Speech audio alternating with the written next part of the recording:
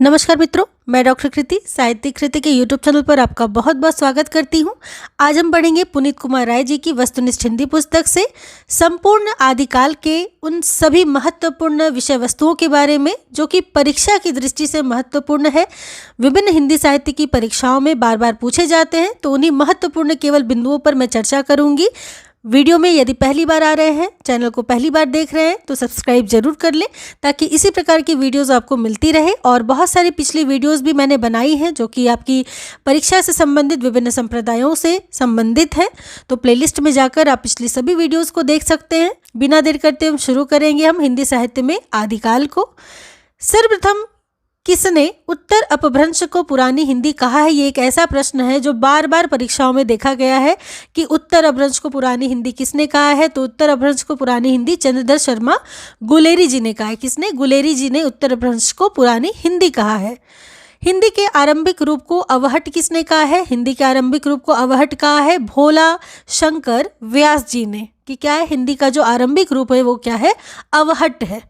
इस प्रकार 10वीं से 14वीं शताब्दी काल जिसे हिंदी का आदिकाल कहते हैं। किसे? 10वीं से 14वीं शताब्दी का काल जिसे हिंदी में आदिकाल कहते हैं, भाषा की दृष्टि से अपभ्रंश का ही बढ़ाव है।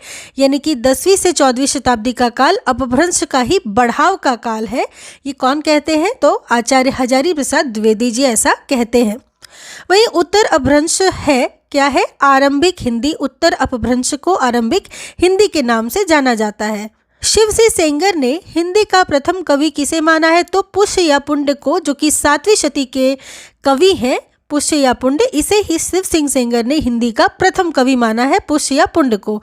अब इस ट्रिक से याद कर सकते हैं कि अब शिव के ऊपर हम पुष्प चढ़ाते हैं तो पुष्प या पुंड जो है, पुष्य या पुंड, उसको शिव सिंह सेंगर मानते हैं। अगला है राहुल सांकृत्याय ने हिंदी का प्रथम कवि किसे माना है? तो सरहपाद को राहुल सांकृत्याय ने हिंदी का प्रथम कवि माना है। ठीक है। डॉक्टर गणपति चंद्र गुप्त ने हिंदी का प्रथम कवि किसे माना है? तो गणपति चंद्र गुप्त ने हिंदी का प्रथम कवि शालीभद्र सूरी जी को माना है। अब भाई गणपति है तो बलशाली तो होंगे ही, तो गणपति चंद्र गुप्त ने किसे माना है? शालीभद्र सूरी जी को। वहीं डॉक्टर रामकुमार वर्मा ने हिंदी साहित्य का आरंभ कब से स्वीकार किया है? तो 693 ईस्वी से हिंदी साहित्य का आरंभ स्वीकार किया है रामकुमार वर्मा जी ने। कब से? 693 ईस्वी से। डॉक्टर रामकुमार वर्मा ने हिंदी का प्रथम कवि किसे माना है? तो राम ने स्वयंभू को माना है हिंदी का प्रथम कवि। अब राम तो स्वयंभू है ही, स्वयं में ही वो महान है। ऐसे करके आप ट्रिक से इसे याद करें। डॉक्टर रामकुमार वर्मा ने अपभ्रंश का प्रथम कवि किसे माना है? तो अपभ्रंश का प्रथम कवि भी ने स्वयंभू को ही मानते हैं। यानी हिंदी का प्रथम कवि और अपभ्रंश का प्रथम कवि दोनों को स्वयंभू को ही माना है रामकुमार वर्मा जी ने। सर्वमत से विद्वानों ने हिंदी का प्रथम कवि किसे माना है? तो सर्वमत की बात की जाए तो सिद्ध सरहपा, सिद्धों में जो गिने जाते हैं सरहपा, तो सरहपा कह लीजिए या सरहपाद कर लीजिए, एक ही बात है। तो सिद्ध सरहपा को सर्वमत से विद्वानों ने हिंदी का प्रथम कवि स्वीकार किया है। वहीं बात की जाए सरहपा के समय काल की तो राहुल सांकृत्याय के अनुसार सरहपा का समय है 769 ईस्वी। कितना? 769 ईस्वी। अगला है हिंदी काव्य धारा में सरहपा की कुछ रचनाओं का संग्रह किसने किया है? तो हिंदी काव्य धारा किसकी है? राहुल सांकृत्यायन की है। तो जाहिर सी बात है राहुल सांकृत्यायन ने ही किया होगा। तो सरहपा की कुछ रचनाओं का संग्रह है इसमें हिंदी काव्य धारा में। तो दो प्रकार से प्रश्न इसमें बनते हैं। पहला तो ये कि किस रचना में सरहपा की कुछ रचनाओं का संग्रह है? तो हिंदी काव्य धारा में है। और दूसरा हिंदी काव्य धारा किसकी रचना है? तो राहुल सांकृत्यायन की। अगला है किसी भारतीय भाषा में रचित इस्लामी धर्मावलंबी कवि की प्रथम रचना कौन सी है? भारतीय भाषा में रचित, ध्यान दीजिएगा, इस्लामी धर्मावलंबी कवि तो अब्दुल रहमान कृत संदेश रासक। बहुत महत्वपूर्ण पुस्तक है, बहुत बार परीक्षाओं में पूछी गई है। तो ध्यान दीजिएगा, 13वीं शती की यह रचना है अब्दुल रहमान कृत संदेश रासक, जो कि भारतीय भाषा में लिखी गई थी। और लिखने वाले कौन थे? इस्लाम थे, इस्लामी धर्मावलंबी कवि थे अब्दुल रहमान। अगला है आचार्य हजारी प्रसाद द्विवेदी जी ने हिंदी का प्रथम कवि किसे माना है? तो हजारी प्रसाद द्विवेदी जी ने हिंदी का प्रथम कवि इन्हीं अब्दुल रहमान को माना है। सामान्य रूप से हिंदी साहित्य का आरंभ कब से माना जाता है? तो सिद्धों की रचनाओं से माना जाता है हिंदी साहित्य का आरंभ। तो कोई भी कभी भी पूछे कि हिंदी साहित्य का आरंभ आप कब से मानते हैं, तो हिंदी साहित्य का आरंभ सिद्धों की रचनाओं से माना गया है। ग्रंथ रूप में हिंदी की जो प्रथम साहित्यिक रचना है ग्रंथ के रूप में, वो कौन सी है? तो देवसेन के द्वारा लिखी हुई श्रावकाचार, जो कि हिंदी की प्रथम साहित्यिक रचना है ग्रंथ के रूप में लिखी हुई। कौन? श्रावकाचार। रचनाकार है इसके देवसेन। अगला है, शुक्ल जी ने पुरानी हिंदी को क्या कहा है? तो शुक्ल जी ने पुरानी हिंदी को प्राकृताभास हिंदी या अपभ्रंश कहा है। क्या कहा है? पुरानी हिंदी को प्राकृताभास हिंदी या फिर अपभ्रंश कहा है। आगे देखेंगे, सामान्यतः आदिकाल की अवधि कब मानी जाती है? तो 7वीं शती के मध्य से 14वीं शती के मध्य तक आदिकाल की अवधि मानी जाती है, यानी कि 7 से 14। आप ध्यान दीजिएगा, हर जगह आपको यही मिलेगा लगभग। हिंदी साहित्य के आदिकाल का जो समय है वो देखिए आचार्य शुक्ल के अनुसार, आचार्य शुक्ल के हिंदी साहित्य के इतिहास में शुक्ल जी ने लिखा है कि वो जो समय है वो आदिकाल का समय, तो वो क्या है? महाराज भोज के समय से हमीरदेव के समय के कुछ पीछे तक माना है आचार्य शुक्ल जी ने। अगला है, आचार्य शुक्ल जी ने हिंदी साहित्य का आविर्भाव किससे माना है? तो प्राकृत की अंतिम अपभ्रंश अवस्था से हिंदी साहित्य का आविर्भाव माना है। भाषा की दृष्टि से देखा जाए तो प्राकृत की अंतिम अपभ्रंश अवस्था से हिंदी साहित्य का आविर्भाव माना गया है। अगला है, उस समय जैसे गाथा कहने से प्राकृत का बोध होता था, गाथा कहने से किसका बोध होता था? प्राकृत का। वैसे ही दोहा या दूहा कहने से अपभ्रंश या प्रचलित काव्य भाषा का पद्य समझा जाता था, यानी कि दूहा कहने से क्या? अपभ्रंश या प्रचलित काव्य भाषा का पद्य समझा जाता था। और यह कथन किसका है? तो यह कथन आचार्य शुक्ल जी का है। अगला है, किस इतिहासकार ने अपने इतिहास में अपभ्रंश साहित्य को हिंदी साहित्य से अलग मानकर, किसे? अपभ्रंश साहित्य को हिंदी साहित्य से अलग मानकर उसे पूर्व पीठिका के रूप में प्रस्तुत किया है? तो आचार्य शुक्ल जी ने अपने हिंदी साहित्य का इतिहास पुस्तक में ऐसा किया है कि उन्होंने अपभ्रंश साहित्य को हिंदी साहित्य से अलग कर दिया है और एक पूर्व पीठिका नाम से पाठ का नामकरण करके पूर्व पीठिका के अंतर्गत उसे प्रस्तुत किया है अपभ्रंश साहित्य को शुक्ल जी ने। अगला देखेंगे, आचार्य शुक्ल जी ने जिन 12 ग्रंथों के आधार पर, कितने ग्रंथों के आधार पर? 12 ग्रंथों के आधार पर आदिकाल का नामकरण क्या रखा था? वीरगाथा काल रखा था आदिकाल का नाम। वे कौन कौन से ग्रंथ थे? तो वे थे, पहला तो अपभ्रंश भाषा के 4 ग्रंथ और देश भाषा काव्य के 8 ग्रंथ। कितने? अपभ्रंश भाषा के 4 ग्रंथ थे और देश भाषा काव्य के 8 ग्रंथ थे, और कुल मिला के 12 ग्रंथों के आधार पर ही इन्होंने आदिकाल का नाम क्या रखा? वीरगाथा काल रखा। तो अपभ्रंश भाषा के कौन कौन से ग्रंथ थे? तो विजयपाल रासो, हमीर रासो, कीर्तिलता और कीर्ति पताका। ये जो 4 रचनाएं थी अपभ्रंश की, और 8 रचनाएं कौन कौन सी? देश भाषा काव्य की हम देखेंगे।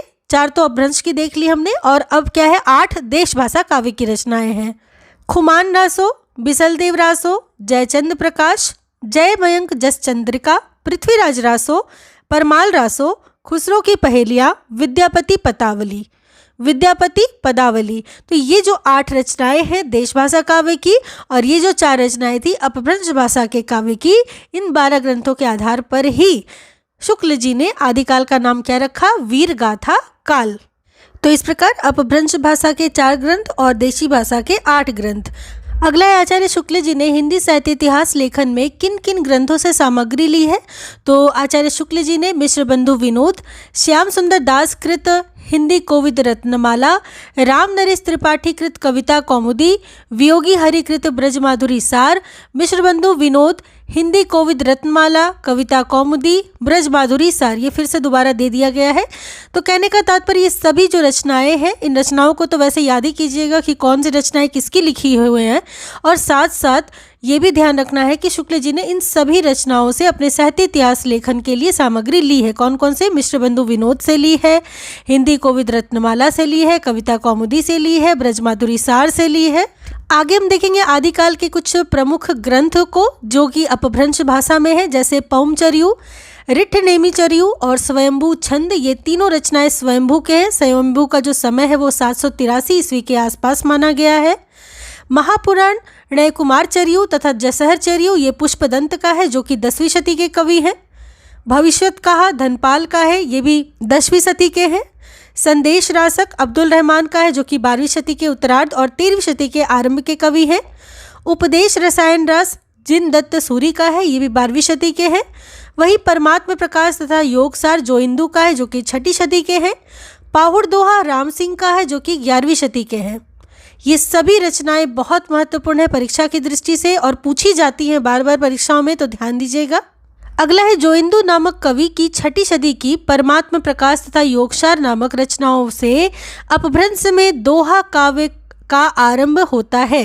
तो ये बहुत महत्वपूर्ण है। देखिए कि अपभ्रंश में जो दोहा काव्य है उसका आरंभ किससे होता है, तो जोइंदू जो कवि हैं उनकी रचना परमात्म प्रकाश तथा योगसार से। अगला है अब्दुल रहमान कृत संदेश रासक एक खंड काव्य है। क्या है संदेश रासक? एक खंड काव्य है। विक्रमपुर की एक वियोगिनी के विरह की कथा है संदेश रासक में। क्या है इसमें? विक्रमपुर के एक वियोगिनी की विरह कथा है संदेश रासक में, अब्दुल रहमान के द्वारा लिखी गई एक खंड काव्य है। आचार्य शुक्ल ने अपने इतिहास ग्रंथ में सिद्धों, जैनों एवं नाथों की रचनाओं को किसके अंतर्गत रखा है, तो यह अपभ्रंश काव्य के अंतर्गत सिद्धों, जैनों एवं नाथों की रचनाओं को शुक्ल जी ने रखा है। अगला है आचार्य शुक्ल जी के अनुसार अपभ्रंश नाम पहले पहल कहाँ मिलता है, तो पहले पहल बल्लभी के राजा धारसेन द्वितीय के शिलालेख में अपभ्रंश का नाम मिलता है। प्राकृत प्रकाश ग्रंथ के रचयिता है वररुचि। वररुचि का प्राकृत प्रकाश है। देसिल बना सब जन मिठा ते तैसन जंपो अवहट्ठा। आपको पता ही है विद्यापति अवहट्ट के बड़े महान कवि हैं, तो अवहट्ट से भी आप विद्यापति को याद रख सकते हैं। तो ये जो कथन है, पंक्तियाँ किसकी है? विद्यापति की। अगला है बालचंद विज्जावहु भाषा दू नहीं लग गई दुज्जन हासा। ठीक है, ये बालचंद विज्जावहु भाषा, विज्जावहु से विद्यापति को ट्रिक करके याद कर सकते हैं। अगला है आचार्य शुक्ल जी ने आदिकाल के अंतर्गत देश भाषा शब्द किसके लिए प्रयुक्त किया है, तो देश भाषा शब्द प्रयुक्त किया है बोलचाल की भाषा के लिए शुक्ल जी ने। किसके लिए? देश भाषा अर्थात बोलचाल की भाषा। आदि पुराण और उत्तर पुराण किसकी रचना है, तो आदि पुराण और उत्तर पुराण दोनों पुष्पदंत की रचना है। वहीं किस सिद्ध कवि का एक और नाम सरोज वज्र भी है, तो सरहपा का एक और नाम सरोज वज्र भी है। सरहपाद भी है, सरहपा भी और सरोज वज्र भी नाम है। सरहपा सिद्ध कवि है। सिद्धों की संख्या कितनी है, तो सिद्धों की संख्या कुल 84 मानी गई है। सरोज वज्र, राहुल भद्र आदि किस सिद्ध कवि के नाम है, तो सरहपा के नाम है। देखिए कितने सारे नाम मिलते हैं, सरोज वज्र, राहुल भद्र, सरहपाद भी मिलता है और सरहपा भी। अगला है भरत मुनि ने लोक भाषा को अपभ्रंश नाम ना देकर क्या कहा है, तो भरत मुनि ने लोक भाषा को अपभ्रंश नाम नहीं दिया है बल्कि अपभ्रंश को देश भाषा कहा है। क्या कहा है? देश भाषा। हिंदी के मुख्य सिद्ध कवि कौन है, तो हिंदी के प्रमुख जो सिद्ध कवि हैं वो हैं सरहपा, शबरपा, लुईपा, डोम्बिपा, कणहप्पा, कुक्कुरिपा और तंतिपा। आप देख सकते हैं कि सभी सिद्ध जो कवि है 84, इन सभी सिद्ध कवियों के अंत में, नाम के अंत में पा लगा रहता है। ठीक है, तो ये पा जितना लगा हुआ है उससे आप याद रखिएगा कि ये सिद्ध कवि है और ये सभी महत्वपूर्ण सिद्ध कवि हैं 84 सिद्धों में। 84 सिद्धों के नाम यदि देखे जाए तो बहुत सारे यहाँ पे नाम है। आप चाहे तो वीडियो को रोक करके इसको पढ़ भी सकते हैं एक बार। जो महत्वपूर्ण नाम थे वो यहाँ पे दिए हुए हैं। कौन कौन से? सरहपा, शबरपा, लुईपा, डोम्बिपा, कणहप्पा, कुक्कुरिपा और तंतिपा। आगे हम प्रमुख सिद्धों की कुछ रचनाओं को देखेंगे। कुछ ग्रंथ हैं और उनके रचनाकार एवं परिचय भी दिए हुए यहाँ पे। जैसे दोहा कोश, इसके जो रचनाकार है सरहपा है। सरहपा ने दोहा कोश की रचना की थी। ऐसे करके मैंने ट्रिक भी किया है। दोहा इजकल टू सर जोड़ दर्द। ठीक है, सर से सरहपा, सर दर्द, द से दोहा कोश। ऐसे करके आप ट्रिक से इसको याद कर सकते हैं। तो सरहपा देखिए, राहुल सांकृत्यायन के अनुसार सरहपा का जन्म सन 769 ईस्वी में हुआ था और इनके द्वारा कुल 32 ग्रंथ बताए जाते हैं। सरहपा के कितने ग्रंथ? 32 ग्रंथ। अगला है चर्यापद, जो कि शबरपा की द्वारा लिखी गई रचना है। चर्यापद, इनका जन्म 780 ईस्वी माना जाता है और इनके गुरु सरहपा है। किनके गुरु? शबरपा के गुरु हैं सरहपा। अगला है डोम्बी गीतिका, योगचर्या, अक्षरादि, कोपदेश, ये सभी डोम्बिपा की रचनाएं हैं। डोम्बिपा का जन्म 840 ईस्वी में हुआ था और बात करें गुरु की तो विरूपा इनके गुरु हैं और 31 ग्रंथों की रचना डोम्बिपा ने की थी। अगला देखेंगे 84 सिद्धों में सबसे ऊंचा स्थान किसे दिया गया है, तो लुईपा को दिया गया है सबसे ऊंचा स्थान। सिद्ध कवि लुईपा के गुरु कौन थे, तो लुईपा के गुरु थे शबरपा। किस सिद्ध कवि की रचनाओं में रहस्य भावना की प्रधानता है? तो लुइपा में सबसे ज्यादा रहस्य भावना की प्रधानता देखी गई है। किसमें? लुइपा में। सिद्ध साहित्य का विकास कहाँ हुआ था? तो सिद्ध साहित्य का विकास हुआ था पूर्वी भारत में, विशेषकर बिहार, बंगाल, उड़ीसा और आसाम में सिद्ध साहित्य का विकास हुआ था, जो कि पूर्वी भारत का क्षेत्र है। अगले जो सिद्ध कवि है वो है कणहप्पा, जिनका जन्म कर्नाटक में हुआ था। आगे देखेंगे कुक्कुरिपा। कुक्कुरिपा का जन्म, ये कपिलवस्तु के एक ब्राह्मण वंश में कुक्कुरिपा का जन्म हुआ था। नाद न बिंदु न रवि न शशि मंडल, यह पंक्ति किसकी है? तो यह पंक्ति है सरहपा की। नाद न बिंदु न रवि न शशि मंडल, सरहपा की। अब देखिए, नाद और बिंदु, रवि न शशि मंडल, ये शशि यानी चांद, ऐसे करके आप ट्रिक कर सकते हैं। कैसे? कि चंद्रमा जो है वो कहाँ रहता है? सर के ऊपर रहता है, आसमान में।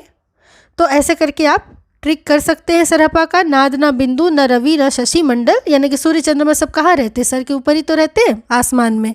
अगला है पंडिय सल सत्त बखाणी, देहि रुद्ध बसंत न जाणी, अमणा गमन न तेण बिखंडिय, तेणी लिज्जणई, तोवी निलज्जई भणई हौ।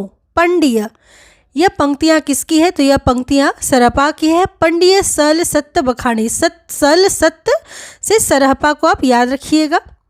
अगला है जही मन पवन न संचरई, रवि शशि ना ही पवेश, ताही बट्ट चित्त विसाम करू, सरह कहिए उवेश। सरह कहिए उवेश, ये सरहपा का ट्रिक आप कर सकते हैं। या फिर संचरई, पवन ना संचरई, या सरह कहिए उवेश, तो ऐसे करके आप सरहपा को याद कर सकते हैं, क्योंकि सरहपा इन पंक्तियों के रचयिता है। अगला है जीवंतई जो नौ जर ईसो अज रामर होई, गुरु उपाय से वी भलमई, सो पर धरना कोई। ये कौन रचनाकार है इसके? तो इन पंक्तियों के रचनाकार है सरहपा। अब देखिए इसको कैसे ट्रिक करेंगे।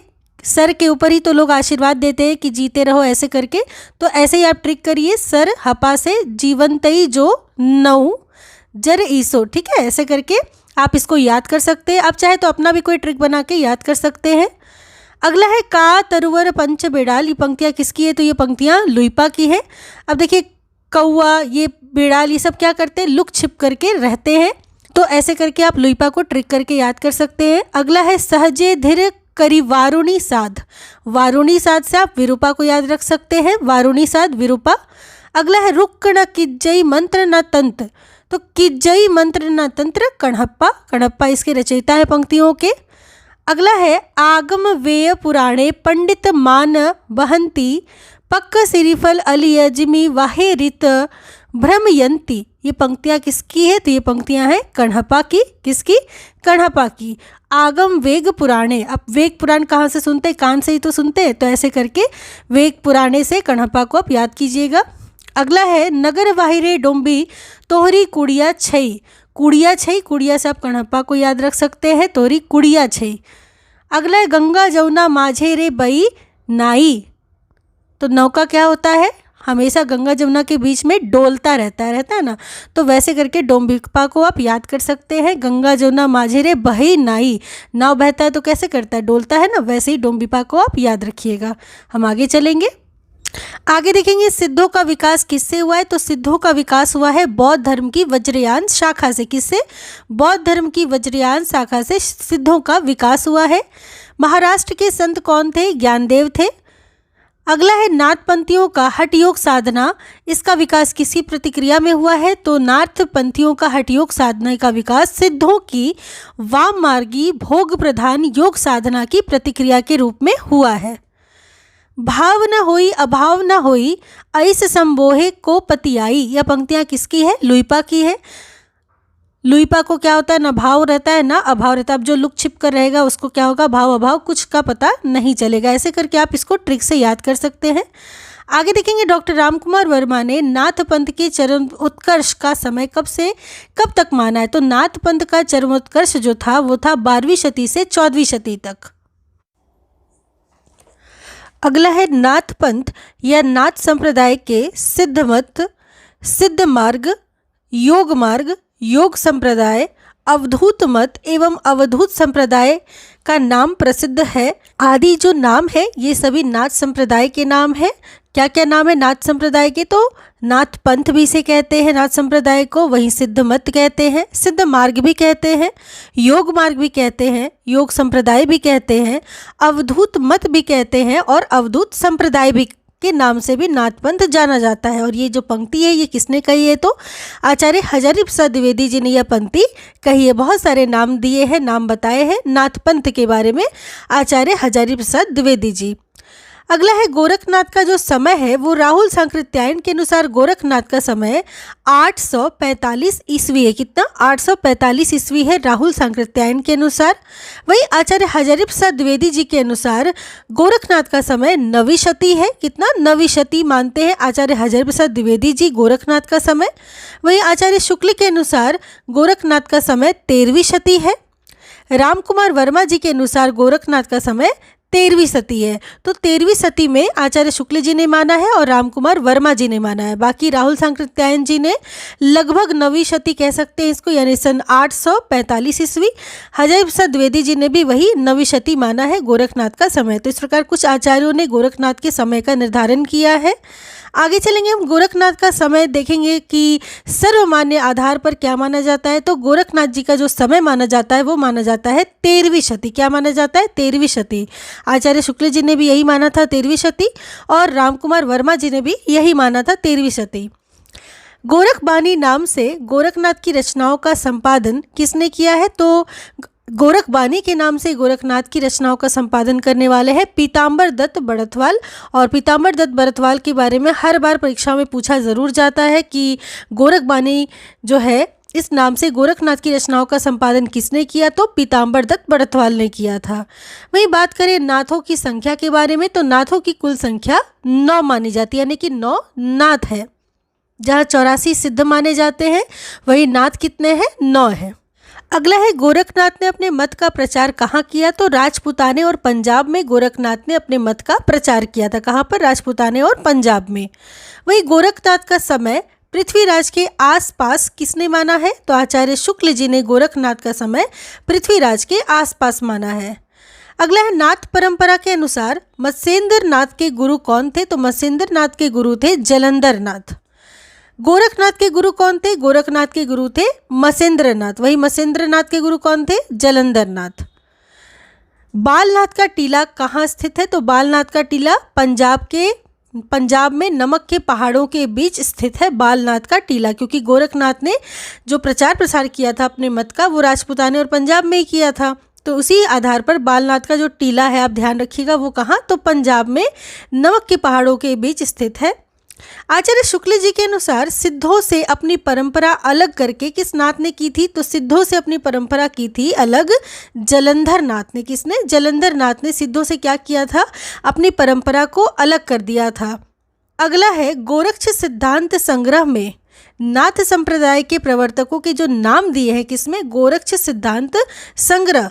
इसमें नाथ संप्रदाय के जो प्रवर्तक हैं उनके नाम दिए हुए वे नाम क्या क्या है? नागार्जुन, जड़ भरत, हरिश्चंद्र, सत्यनाथ, भीमनाथ, गोरक्षनाथ, चरपट, जलंधर और मल्यार्जुन। ठीक है, ये सभी नाथ हैं उन नाथ संप्रदाय के प्रवर्तकों के।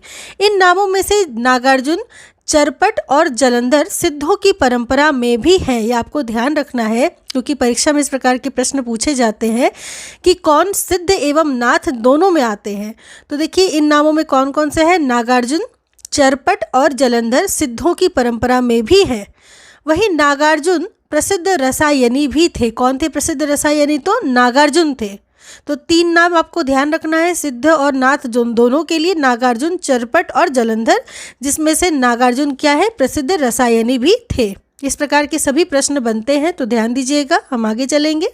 आगे चलने से पहले देखिए एक प्रश्न और बनता है इससे कि ये जो नाम है नाथ संप्रदाय के प्रवर्तकों के कौन कौन से? नागार्जुन, जड़भरत, हरिश्चंद्र, सत्यनाथ, भीमनाथ, गोरक्षनाथ, चरपट, जलंधर और मल्यार्जुन। ये जो 9 नाथों के नाम है ये भी पूछे जाते हैं परीक्षाओं में कि इनमें से कौन से नाथ संप्रदाय के प्रवर्तकों में शामिल नहीं है।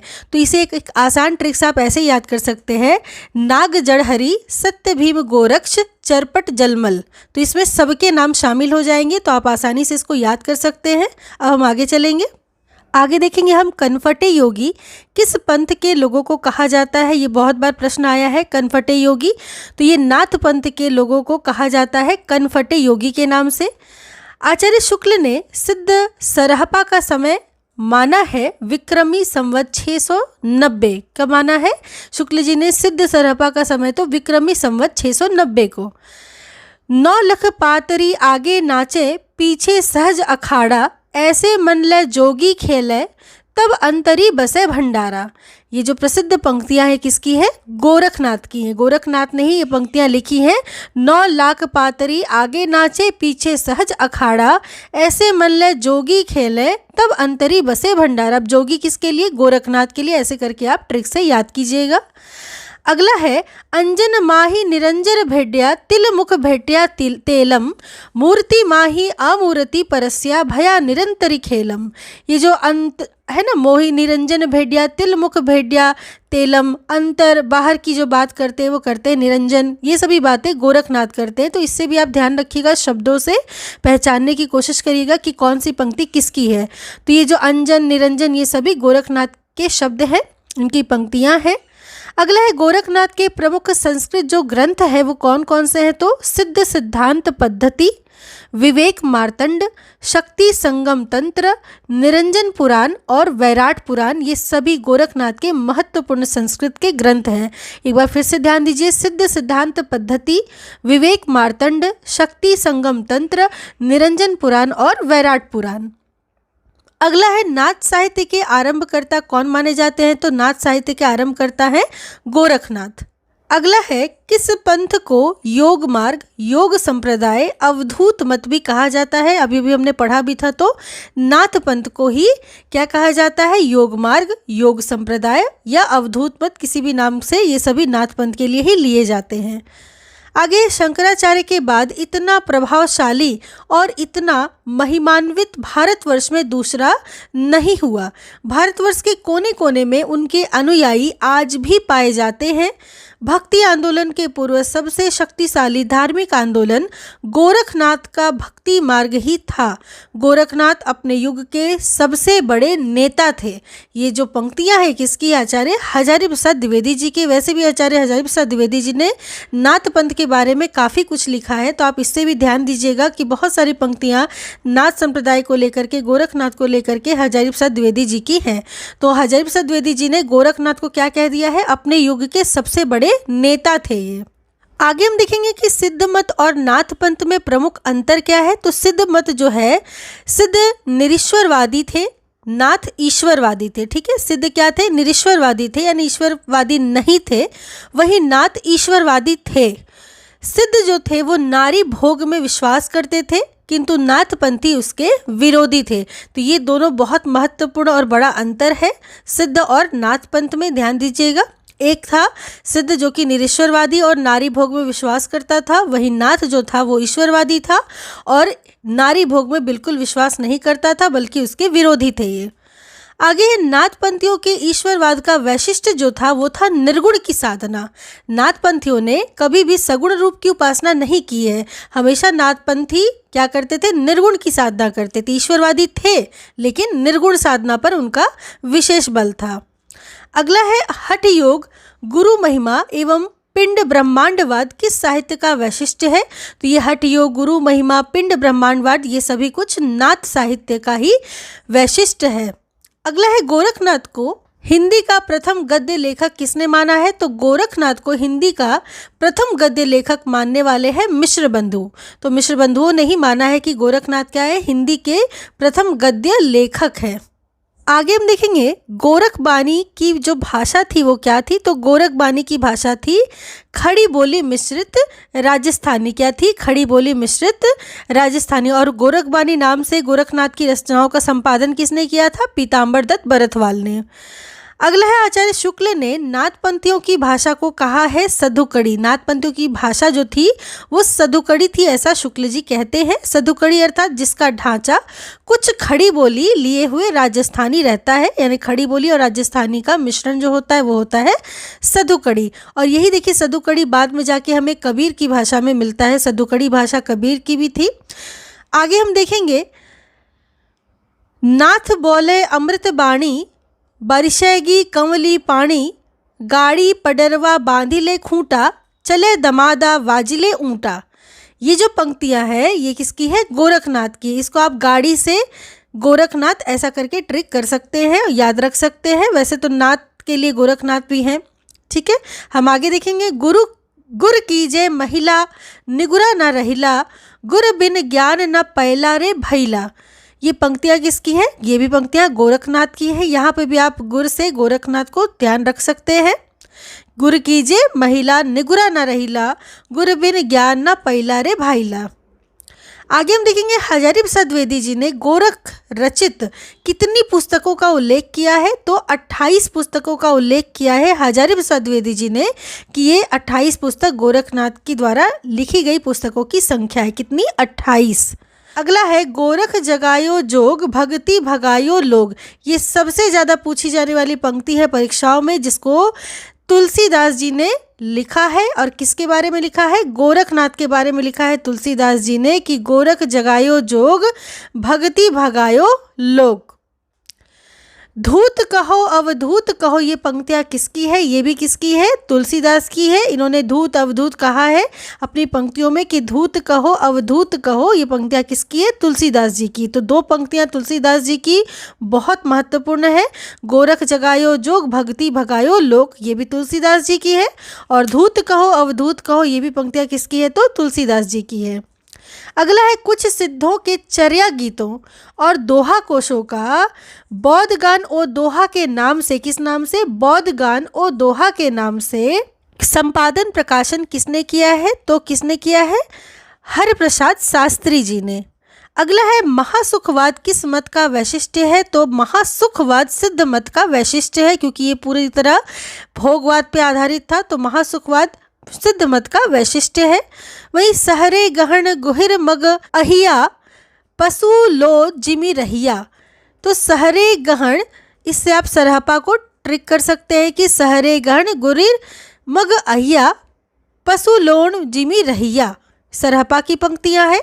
अगला है, पंडिय सल सत्य वखाणु, देही बुद्धि वसंत न जानो। ये भी पंडित सल सत्य वखाणियों सरहपा की पंक्तियां है, प्रसिद्ध पंक्तियां है, बार बार आने वाली पंक्तियां हैं, तो ध्यान दीजिएगा। पंडित सल सत्य वखाणी सरहपा की है।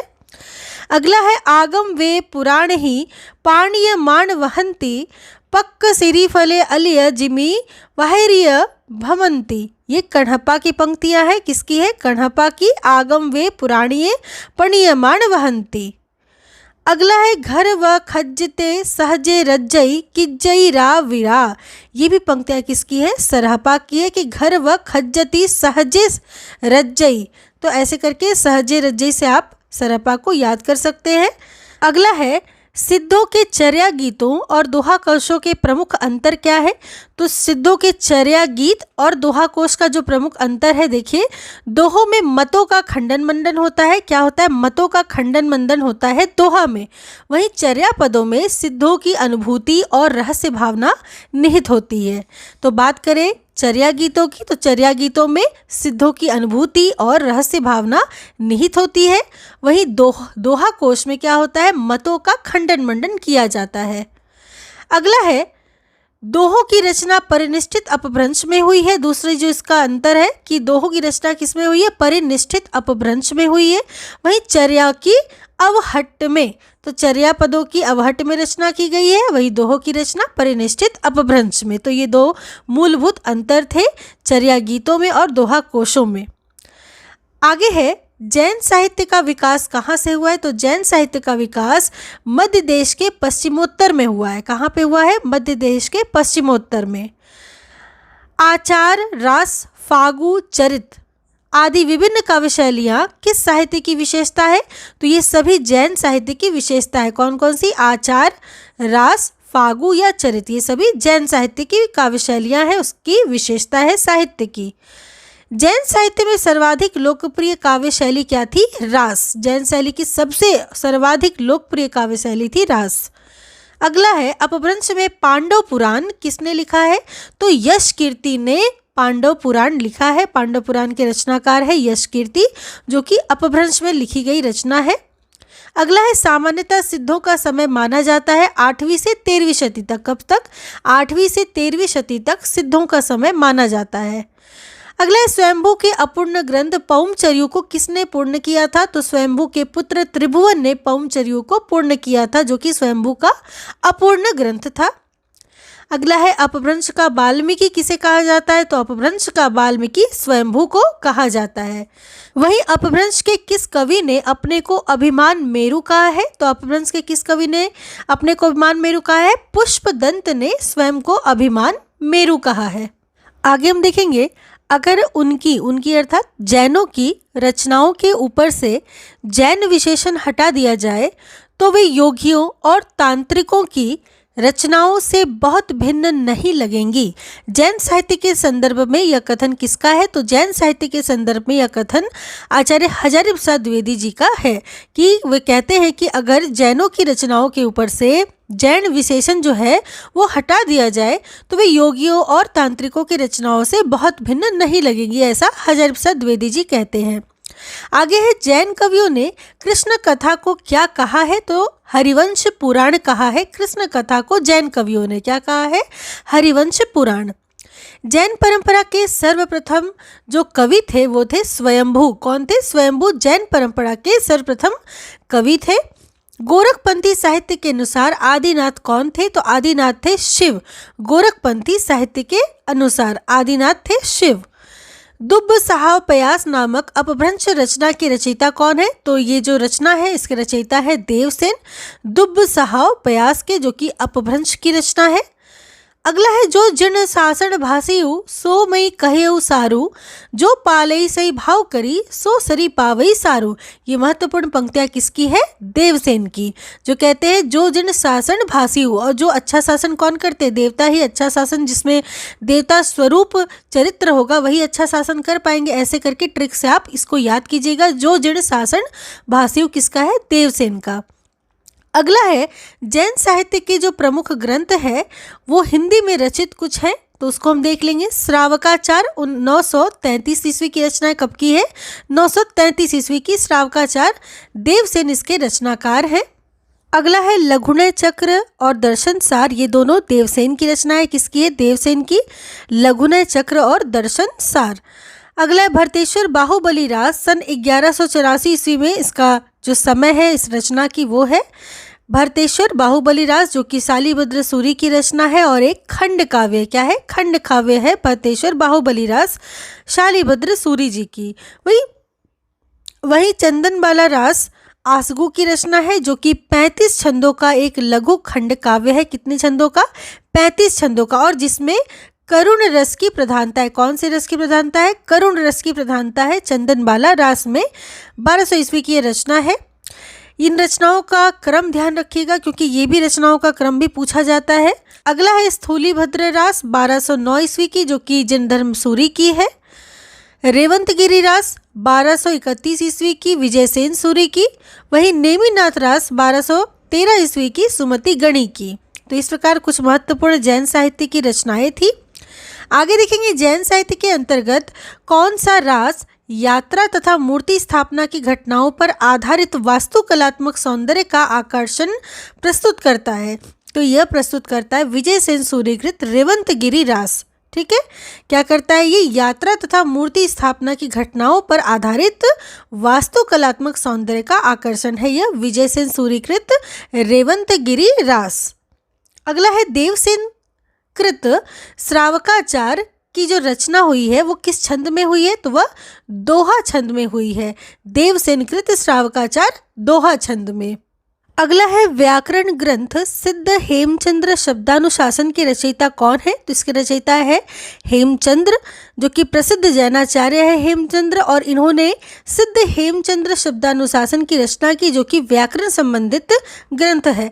अपने व्याकरण ग्रंथ में किसने उदाहरणों के लिए भट्टी के समान एक द्वाश्रय काव्य की भी रचना की है, जिसके अंतर्गत कुमारपाल चरित नामक एक प्राकृत काव्य भी है। तो हेमचंद्र ने ही व्याकरण ग्रंथ की रचना की उदाहरणों के लिए, जो कि भट्टी के समान एक द्वाश्रय काव्य थी, और इसी के अंतर्गत कुमारपाल चरित नाम से एक प्राकृत का काव्य भी इन्होंने लिखा है। किसने? हेमचंद्र ने। अगला है गद्य पद्य में संस्कृत प्राकृत काव्य कुमारपाल प्रतिबोध। कौन सा?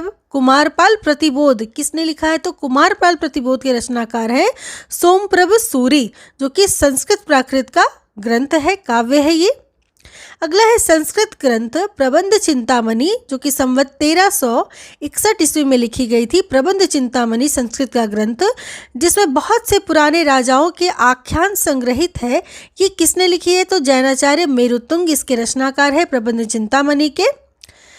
अगला है प्राकृत के पाणिनि कौन कहलाते हैं? तो प्राकृत के पाणिनि कहलाते हैं आचार्य जैनाचार्य हेमचंद्र। हेमचंद्र कृत सिद्ध हेमचंद्र शब्दानुशासन है, तो प्राकृत अपभ्रंश का व्याकरण ग्रंथ है। सिद्ध हेमचंद्र शब्दानुशासन किसका? प्राकृत अपभ्रंश का व्याकरण ग्रंथ।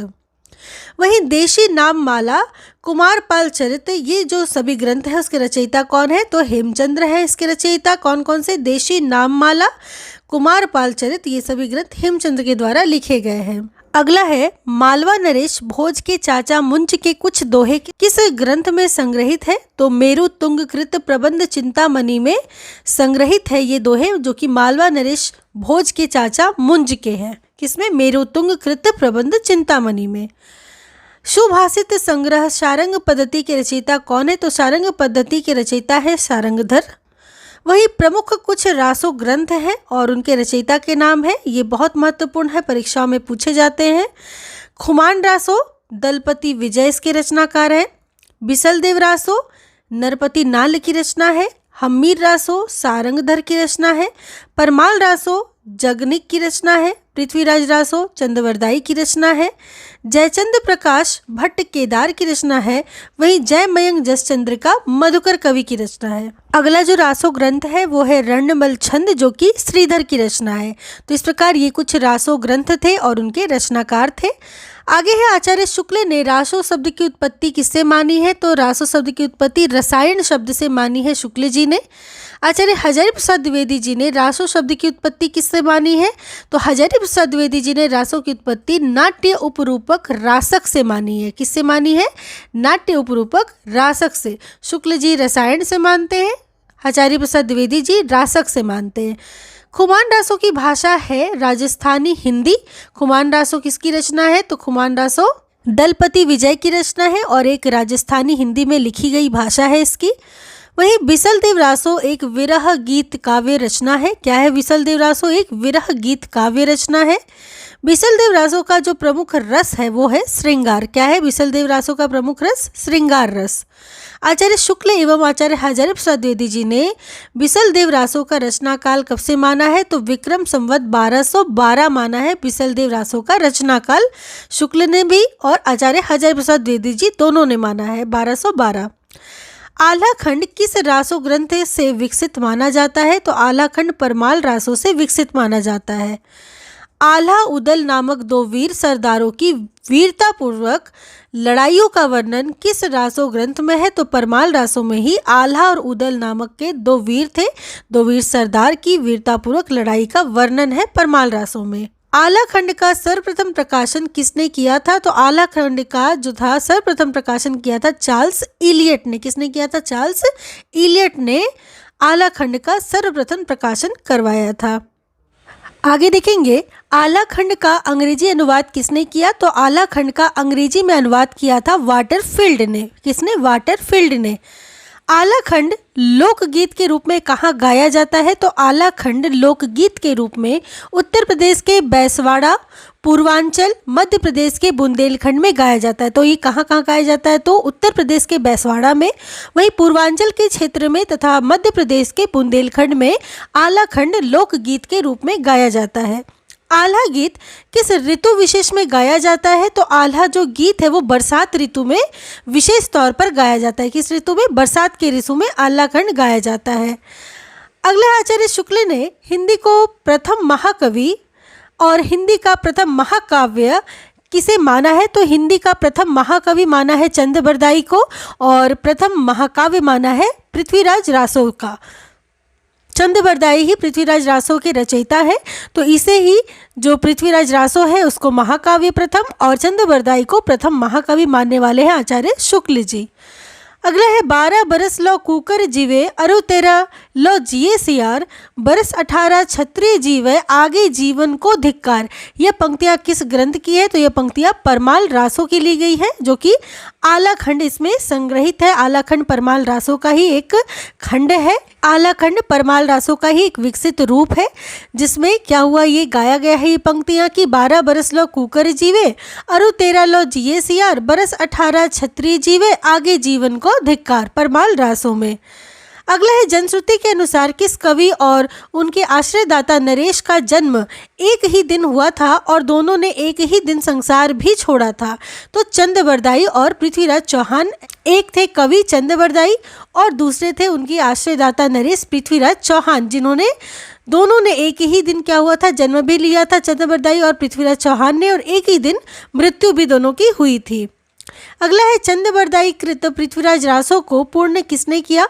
तो चंद-बरदाई कृत पृथ्वीराज रासो को पूर्ण किया था चंद-बरदाई के पुत्र जलहन ने। किसने किया था? जलहन ने। चंद-बरदाई का पुत्र था जलहन, उसी ने पृथ्वीराज रासो को पूर्ण किया था। अगला है, पृथ्वीराज रासो के सर्ग या अध्याय को क्या कहा गया है? तो इसे कहा गया है समय। क्या कहा गया है? समय कहा गया है पृथ्वीराज रासो के सर्ग या अध्याय को। पृथ्वीराज रासो में कितने समय अर्थात सर्ग या अध्याय है? तो पृथ्वीराज रासो में 69 समय है, जिसे सर्ग या अध्याय के रूप में भी जाना जाता है।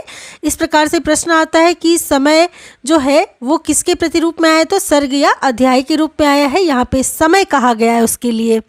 अगला है, पृथ्वीराज रासो को प्रामाणिक मानने वाले कुछ विद्वान हैं, जिन्होंने पृथ्वीराज रासो को क्या घोषित किया है कि ये एक प्रामाणिक ग्रंथ है। और ऐसे विद्वानों में है श्याम सुंदर दास, मिश्रबंधु, मोहनलाल विष्णुलाल पंड्या और कर्नल टाड। इन सब ने माना है कि पृथ्वीराज रासो क्या है? एक प्रामाणिक ग्रंथ है। वहीं पृथ्वीराज रासो को अप्रामाणिक मानने वाले जो विद्वान है वो है आचार्य शुक्ल। देखिए, शुक्ल जी ने पृथ्वीराज रासो को अप्रामाणिक घोषित किया है। वही जो महत्वपूर्ण है वो है बुलहर। तो पृथ्वीराज रासो को अप्रामाणिक दो महत्वपूर्ण लोगों ने, एक तो आचार्य शुक्ल ने और दूसरा बुलहर ने माना है कि पृथ्वीराज रासो अप्रामाणिक है। इसके अलावा देवी प्रसाद, कविराज श्यामल दास तथा हीराचंद ओझा एवं गौरी शंकर जी ने भी इसको अप्रामाणिक माना है। बुलहर और आचार्य शुक्ल को विशेष रूप से परीक्षाओं में देखा जाता है। आगे है, पृथ्वीराज रासो को अर्ध प्रमाणिक अर्थात रासो की रचना पृथ्वीराज रासो के दरबारी कवि चंद ने किया था, किंतु उसका मूल रूप आज उपलब्ध नहीं है, मतलब मूल रूप उपलब्ध नहीं है। तो ऐसा अर्ध प्रमाणिक मानने वाले पृथ्वीराज रासो को ये कौन कौन से विद्वान हैं? तो ये है हजारी प्रसाद द्विवेदी जी, मुनि जिन विजय, डॉक्टर सुनीति कुमार चटर्जी। तो इन तीन विद्वानों ने माना है कि पृथ्वीराज रासो जो है वो क्या है? अर्ध प्रमाणिक है। कौन कौन लोग हैं? हजारी प्रसाद द्विवेदी जी, मुनि जिन विजय और डॉक्टर सुनीति कुमार चटर्जी।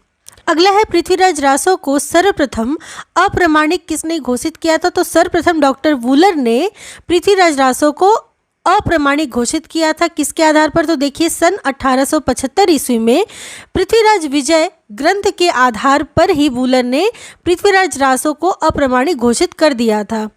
पृथ्वीराज रासो में किन दो रसों की प्रमुखता है? तो श्रृंगार और वीर, ये जो दो रस है ये इसमें पृथ्वीराज रासो में इन्हीं दो रसों की प्रमुखता है। कौन कौन से? श्रृंगार और वीर। पृथ्वीराज रासो की भाषा क्या है? तो भाषा है ब्रज मिश्रित राजस्थानी या डिंगल। डिंगल किसे कहते हैं? जिसमें ब्रज मिश्रित होती है राजस्थानी में, उसे हम डिंगल कहते हैं। तो पृथ्वीराज रासो की भाषा यही है, ब्रज मिश्रित राजस्थानी या कह सकते हैं डिंगल। पृथ्वीराज रासो को राजनीति की महाकाव्यात्मक त्रासदी, क्या कह रहे हैं कि राजनीति की महाकाव्यात्मक त्रासदी किसने कहा है? तो बच्चन सिंह ने पृथ्वीराज रासो को राजनीति की महाकाव्यात्मक त्रासदी कहा है। पृथ्वीराज रासो का काव्य रूप क्या है? तो प्रबंध काव्य है या महाकाव्य है पृथ्वीराज रासो। इसे हम प्रबंध काव्य भी कहते हैं और महाकाव्य भी कहते हैं। पृथ्वीराज रासों में लगभग कितने छंदों का प्रयोग हुआ है? तो 68 छंदों का प्रयोग हुआ है। पृथ्वीराज रासों में कितने छंदों का? 68 छंदों का प्रयोग हुआ है। अगला है, समग्र महाकाव्य के भीतर से पृथ्वीराज की त्रासदी के साथ एक सामाजिक राजनीतिक त्रासदी भी उभरती है, जो जितनी पृथ्वीराज की है उससे कहीं अधिक राष्ट्र की है। किस त्रासदी की जो बात की जा रही है यहाँ पे समग्र महाकाव्य के भीतर से, वो किसने कही है? तो बच्चन सिंह ने इस त्रासदी की बात कही है कि समग्र महाकाव्य के भीतर से पृथ्वीराज की त्रासदी के साथ एक सामाजिक राजनीतिक त्रासदी भी उभरती है, जो जितनी पृथ्वीराज की है उससे कहीं अधिक राष्ट्र की है। इस त्रासदी की बात बच्चन सिंह करते हैं। अगला है, संस्कृत में पृथ्वीराज विजय, कौन सा? पृथ्वीराज विजय संस्कृत में नामक काव्य किसने लिखा है? तो पृथ्वीराज की राज्यसभा के कश्मीरी कवि जयानक ने पृथ्वीराज विजय नामक काव्य लिखा है। किसने? जयानक ने, जो कि एक कश्मीरी कवि थे पृथ्वीराज की राज्यसभा के। अगला है, ढोला मारूरा दुहा, जो कि 11वीं शताब्दी में दोहों में रचित एक क्या है? प्रेम काव्य है, ढोला मारूरा दुहा। सो रहियो दूहो भलो भली मरवण री बात, जोवन छाई धड़ भली तारो छाई रात। तो ये किसकी पंक्तियां है प्रसिद्ध? तो ये ढोला मारूरा दुहा की प्रसिद्ध पंक्तियां हैं। सो हरियो दूहो बोलो, दूहो से आप ढोला मारूरा दुहा की अच्छे से ट्रिक बना सकते हैं, दूहो से दुहा, ढोला मारूरा दुहा। अगला है, राउल वेल की रचना किसने की है? तो राउल वेल की रचना रोडा नामक कवि ने की। किसने? रोडा नामक कवि ने। राउल वेल का रचना काल है 10वीं शताब्दी। 10वीं शताब्दी में राउल वेल की रचना हुई थी। गद्य पद्य मिश्रित चंपू काव्य की प्राचीनतम कृति है राउल वेल। ये एक शिलांकित कृति है। इससे कई तरह के प्रश्न आते हैं, जैसे ये जो राउल वेल है ये किस प्रकार का काव्य है? तो गद्य पद्य मिश्रित चंपू काव्य है राउल वेल। और दूसरी बात क्या है कि यह एक शिलांकृत कृति है, यानी कि शिलाओं पर अंकित ये रचना है। कौन सी? राउल वेल। अगला, हिंदी में नखशिख वर्णन की श्रृंगार परंपरा की कृति किससे आरंभ होती है? तो राउल वेल से ही नखशिख वर्णन की श्रृंगार परंपरा का आरंभ होता है राउल वेल से हिंदी में। ठीक है, राउल वेल की भाषा है लोक भाषा मिश्रित अपभ्रंश, या जिसको हम राजस्थानी प्राधान्य भी कह सकते हैं। तो विशेषता ये क्या है? लोक भाषा मिला हुआ अपभ्रंश जो है उसका रूप है राउल वेल का। तो लोक भाषा मिश्रित अपभ्रंश भाषा है राउल वेल की। वहीं खड़ी बोली के प्रथम कवि माने जाते हैं खुसरो। कौन माने जाते हैं? खड़ी बोली के प्रथम कवि खुसरो माने जाते हैं, जो कि 13वीं शताब्दी के कवि हैं। आचार्य शुक्ल के अनुसार खुसरो ने कब रचना आरंभ की थी? तो संवत 1340 ईस्वी के आसपास खुसरो ने रचना करना प्रारंभ कर दिया था। किसके अनुसार? शुक्ल जी के अनुसार। अगला है, खुसरो द्वारा रचित ग्रंथों की संख्या कितनी बताई जाती है? तो खुसरो के द्वारा लिखी गई ग्रंथों की संख्या बताई जाती है 100। कितनी? पूरी 100 मानी जाती है। खालिक बारी, पहेलियाँ, मुकरिया, दो सुखने, गजल आदि के रचयिता कौन है? तो इन सभी के रचयिता कौन है? अमीर खुसरो, जिनका समय जो काल है वो रहा 1255 से 1324 ईस्वी तक। खुसरो का जन्म हुआ था एटा के पटियाली गांव में, जो कि उत्तर प्रदेश में। कहाँ पे? एटा के पटियाली गांव में अमीर खुसरो का जन्म हुआ था। खुसरो की पहेलियाँ और मुकरियों में किसकी प्रधानता है? तो उक्ति वैचित्र्य की प्रधानता है खुसरो की पहेलियाँ और मुकरियों में। किसकी? उक्ति वैचित्र्य की। च मन तूतिये हिंदुम अर रास्त पुरसी, जे मन हिंदुई पुरुष ता नाज गोयम।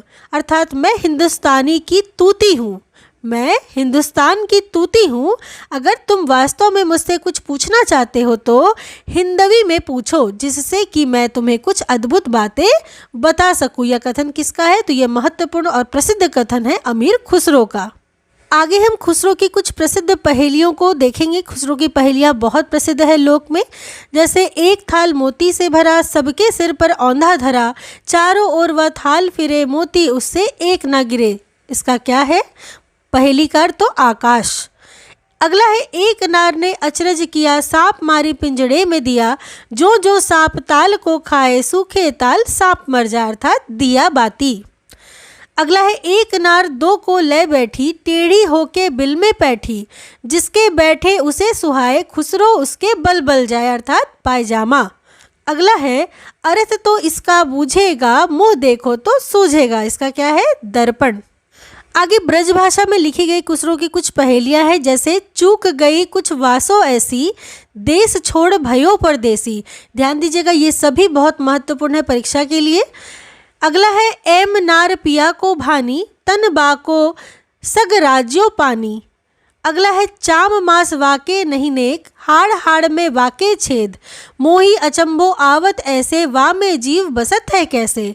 खुसरो के ये सभी प्रसिद्ध दोहे और गीत हैं। इसमें से कुछ है जैसे उज्जल बरन अधीन तन, एक चित्त दो ध्यान, देखत में तो साधु है निपट पाप की खान। गोरी सोवे सेज पर मुख पर डारे केस, चल खुसरो घर आपने रैन भई चरुदेश। ये सभी पंक्तियां बार बार पूछी जाती है, तो ध्यान दीजिएगा।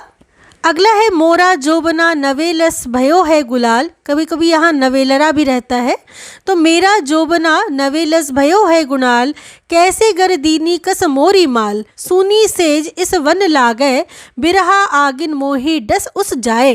तो आपने देखा ये सभी कुछ ब्रज भाषा की, कुछ खड़ी बोली की सभी पंक्तियां हैं अमीर खुसरो जी की। ध्यान दीजिएगा, 2 से 3 बार पढ़िएगा, याद भी हो जाएगी। अगला है आदिकाल के कुछ महत्वपूर्ण प्रमुख गद्य रचनाओं को हम देखेंगे, जैसे राउलवेल 10वीं शताब्दी का रचनाकार है रोडा, उक्ति व्यक्ति प्रकरण के रचनाकार है दामोदर शर्मा और ये 12वीं शताब्दी का ग्रंथ है।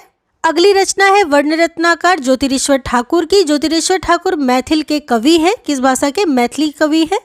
और ये जो वर्ण रत्नाकार है वो 14वीं शताब्दी का है। अगला है कीर्तिलता की भाषा को विद्यापति ने क्या कहा है? तो अवहट है कीर्तिलता की भाषा, ठीक है। वही प्राकृत पैंगलम की टीकाकार है वंशीधर और रचनाकार है कौन है? लक्ष्मीधर, ठीक है। टीकाकार की बात करें तो वंशीधर, रचनाकार की बात करें तो लक्ष्मीधर। किसकी? प्राकृत पैंगलम की। विद्यापति द्वारा रचित ग्रंथ को देख लेंगे। कीर्तिलता, कीर्ति पताका, भू परिक्रमा, पुरुष परीक्षा, लिखनावली, विभागसार, शैव सर्वस्वसार, गंगा वाक्यावली और पदावली। ये सभी रचनाएं किसकी है? विद्यापति की है। अगला है मैथिल कोकिल कहलाते हैं कौन? विद्यापति। विद्यापति का जो अनुमानतः समय है वो 1350 से 1460 ईस्वी है। वही आचार्य हजारी प्रसाद द्विवेदी जी ने श्रृंगार रस का सिद्ध वाक कवि किसे कहा है? तो विद्यापति को कहा है कि क्या है? श्रृंगार रस के सिद्ध वाक कवि हैं। विद्यापति के श्रृंगारिक पदों के संदर्भ में यह कथन किसका है कि आध्यात्मिक रंग के चश्मे आजकल बहुत सस्ते हो गए हैं, उन्हें चढ़ाकर जैसे कुछ लोगों ने गीत गोविंद को आध्यात्मिक संकेत बताया है, वैसे ही विद्यापति के इन पदों को भी। तो ये आचार्य शुक्ल जी का बड़ा महत्वपूर्ण कथन है। यहाँ पे आध्यात्मिक चश्मे की बात कर रहे हैं शुक्ल जी और विद्यापति इसके केंद्र में है। तो विद्यापति के श्रृंगारिक पदों के संदर्भ में शुक्ल जी ने ये बात कही है। ध्यान दीजिएगा क्योंकि परीक्षा में कई बार ये प्रश्न देखा गया है। आगे देखेंगे कि विद्यापति को रहस्यवादी सर्वप्रथम किसने कहा है? तो विद्यापति को रहस्यवादी कहने वाले हैं ग्रियर्सन। पदावली के श्रृंगारिक पदों की मादकता को नागिन की लहर किसने कहा है? तो नागिन की लहर कहा है निराला ने। विद्यापति के पदावली के जो भी श्रृंगारिक पद है उनकी मादकता को देख करके नागिन की लहर कह दिया है किसने? निराला ने। आगे है अभिनव जयदेव, मैथिल कोकिल, नव कवि शेखर। ये सभी उपाधियां किसे मिली है? तो विद्यापति को मिली है। जनश्रुति के अनुसार किस कवि के पदों को गाते गाते चैतन्य महाप्रभु भाव विभोर होकर मूर्छित हो जाते थे? तो विद्यापति ही थे जिनके पदों को गाते गाते चैतन्य महाप्रभु भाव विभोर होकर के क्या हो जाते थे? मूर्छित हो जाते थे। विद्यापति को वैष्णव भक्त कवि मानने वाले जो प्रमुख विद्वान हैं वो कौन कौन से? तो बाबू ब्रजनंदन सहाय और श्याम सुंदर दास। क्या है? ये दोनों मानते हैं कि विद्यापति क्या है? वैष्णव भक्त कवि है। कौन कौन? ब्रजनंदन सहाय और श्याम सुंदर दास। अब ब्रज और श्याम ऐसे करके आप ट्रिक कर लीजिएगा विद्यापति को वैष्णव भक्त कवि मानने वाले प्रमुख विद्वानों में। अगला है विद्यापति की पदावली में रहस्यवाद की व्याप्ति मानने वाले जो प्रमुख विद्वान हैं वो कौन कौन से हैं इनमें? तो देखिए सबसे महत्वपूर्ण है इसमें ग्रियर्सन है। इन्होंने माना है कि विद्यापति की पदावली में क्या है? रहस्यवाद है, रहस्य की प्रधानता है। ग्रियर्सन ऐसा मानते हैं। अगला है विद्यापति को शुद्ध श्रृंगारी कवि मानने वाले विद्वान कौन है? तो हरप्रसाद शास्त्री, रामचंद्र शुक्ल, राम कुमार वर्मा और राम वृक्ष बेनीपुरी। ये सभी मानते हैं कि विद्यापति क्या है? शुद्ध श्रृंगारी कवि है। ठीक है, कौन कौन से एक बार देख लीजिए फिर से। हरप्रसाद शास्त्री, रामचंद्र शुक्ल, राम कुमार वर्मा और राम वृक्ष बेनीपुरी। तो राम राम राम ये सभी नाम आ रहे हैं ना हर बार, तो ऐसे करके ट्रिक से आप इसको याद कर सकते हैं विद्यापति को श्रृंगारी कवि मानने वाले विद्वानों में। अगला है विद्यापति किसके दरबार के कवि थे? तो विद्यापति तिरहुत के राजा शिव सिंह के और कीर्ति सिंह के दरबारी कवि थे। कौन कौन से? तो तिरहुत के राजा शिव सिंह और कीर्ति सिंह के दरबारी कवि थे विद्यापति। खने खने नयन कौन अनुसरई, खने खने वसत धूलि तनु भरई। ये पंक्तियाँ किसकी है? ये पंक्तियाँ भी विद्यापति की है कि खने खने नयन कौन अनुसरई, वही खने खने वसत धूलि तनु भरई। अगला है अपभ्रंश को पुरानी हिंदी मानने वाले विद्वान है गुलेरी जी, राहुल सांकृत्यायन और आचार्य रामचंद्र शुक्ल। ये तीनों विद्वान मानते हैं कि अपभ्रंश क्या है? पुरानी हिंदी है। कौन कौन? गुलेरी जी, राहुल सांकृत्यायन और आचार्य रामचंद्र शुक्ल जी। अपभ्रंश हिंदी नहीं है इस मत को मानने वाले हैं हजारी प्रसाद द्विवेदी जी। हजारी प्रसाद द्विवेदी जी इन तीनों से अलग बताते हैं कि अपभ्रंश हिंदी नहीं है। अगला है चूंकि व्याकरणिक दृष्टि से अपभ्रंश हिंदी से भिन्न है, इसलिए अपभ्रंश को हिंदी साहित्य के इतिहास में सम्मिलित नहीं किया जाना चाहिए। इस मत को मानने वाले कौन है? तो रामविलास शर्मा जी, जिन्होंने व्याकरणिक दृष्टि से अपभ्रंश को हिंदी से भिन्न बताया। कौन बताए हैं? रामविलास शर्मा जी। अगला है गाथा को प्राकृत का तथा दोहे को अपभ्रंश का मुख्य छंद किसने माना है? क्या कहा है कि गाथा जो है प्राकृत का मुख्य छंद है, वही दोहा अपभ्रंश का मुख्य छंद है। ऐसा मानने वाले हैं आचार्य हजारी प्रसाद द्विवेदी जी। अगला है पद्झटिका, अरिल और उनसे बने कड़वक आदि किस भाषा के बहुप्रचलित छंद है? तो ये सभी अपभ्रंश भाषा के बहुप्रचलित छंद है। कौन कौन से? पद्झटिका, अरिल और उनसे बने कड़वक। आदिकालीन हिंदी साहित्य में सर्वाधिक लोकप्रिय छंद था दोहा। सबसे प्रसिद्ध लोकप्रिय छंद कौन सा था आदिकालीन साहित्य में? तो दोहा। आदिकालीन रासो काव्यों के प्रमुख छंद थे छप्पय, तोटक, तोमर, पद्धरी और नाराज। ये सभी कौन कौन से मुख्य छंद थे? तो आदिकालीन रासो काव्य के मुख्य छंद थे। डिंगल शैली का प्रयोग किस प्रकार की रचनाओं में होता है? तो वीर रस की रचनाओं में डिंगल शैली का प्रयोग होता है। ठीक है, किस रचनाओं में? तो वीर रस की रचनाओं में। वही पिंगल शैली का प्रयोग कोमल भावनाओं की अभिव्यंजना के लिए किया जाता है। पिंगल बहुत सॉफ्ट कोमल भावनाओं की अभिव्यंजना के लिए। प्राकृत पांगलम छंद शास्त्र संबंधी पुस्तक है। यहाँ पे केवल आपको ये ध्यान देना है कि प्राकृत पांगलम क्या है? छंद शास्त्र से संबंधित पुस्तक है।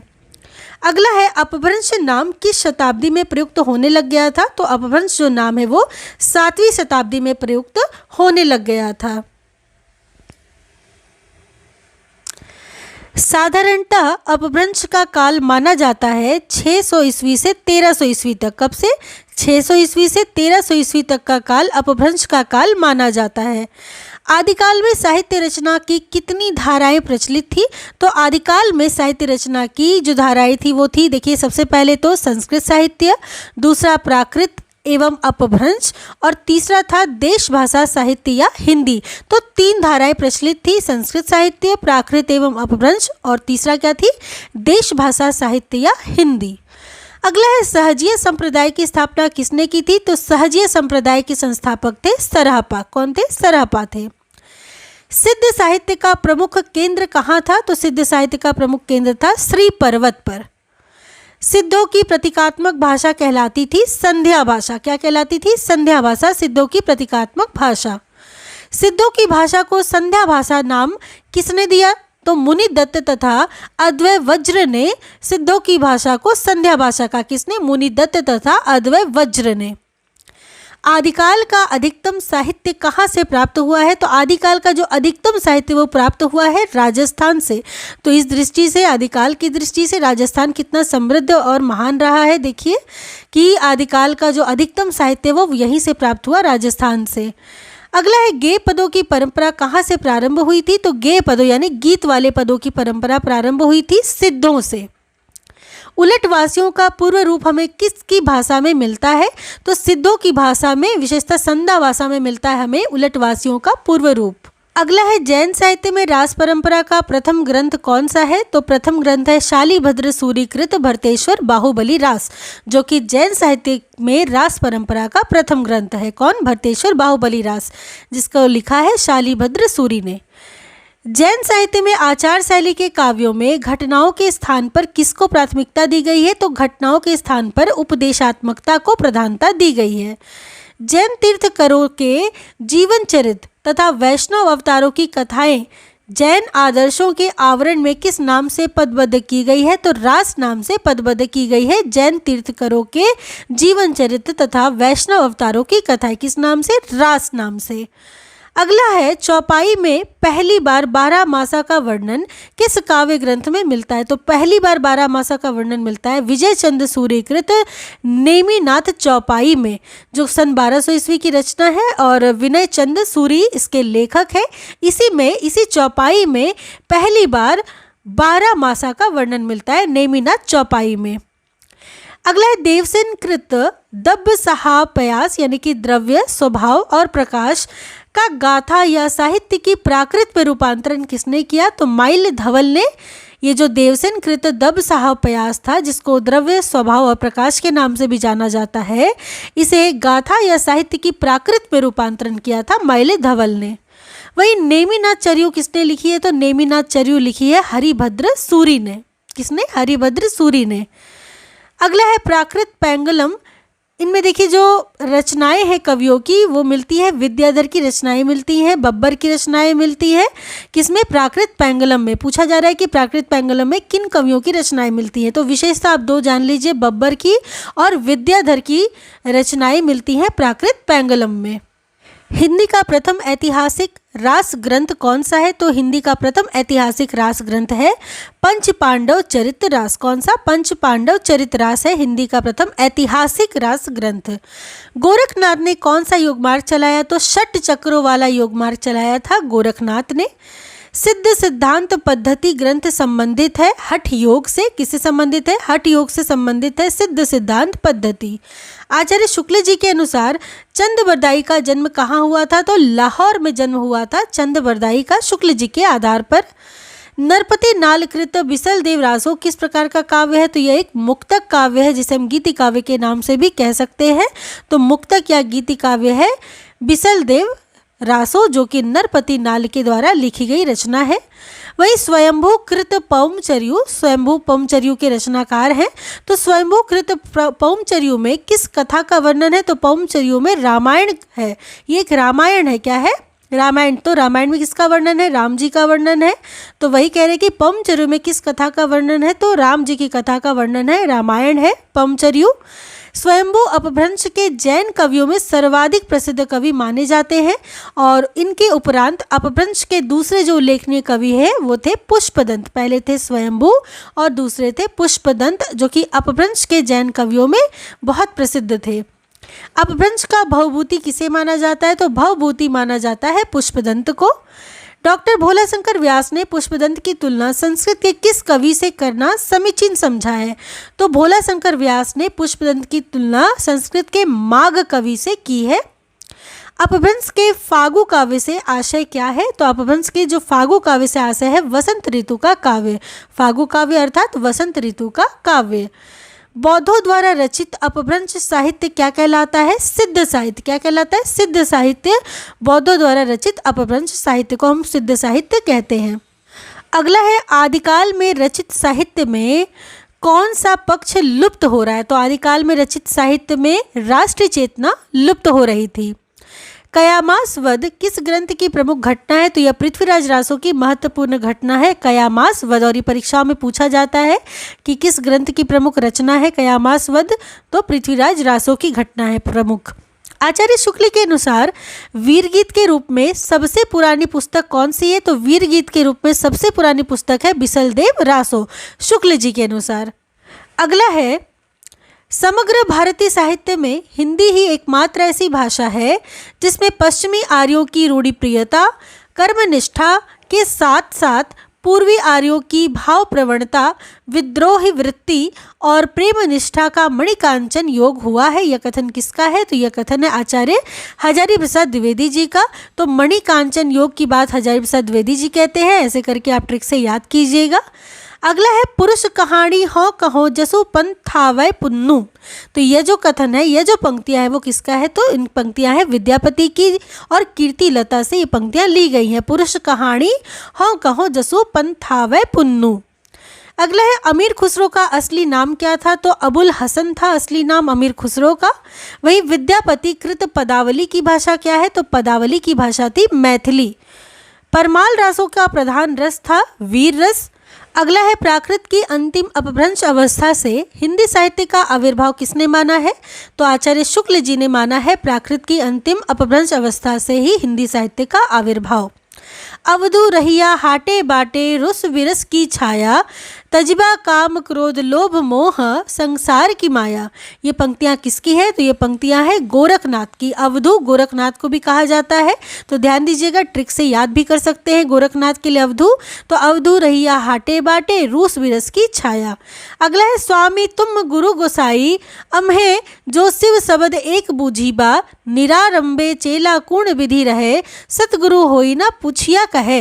ये भी पंक्तियाँ किसकी है? तो गोरखनाथ की है, जो कहते हैं कि देखिए निराकार या निरारंबे चेला, ये सभी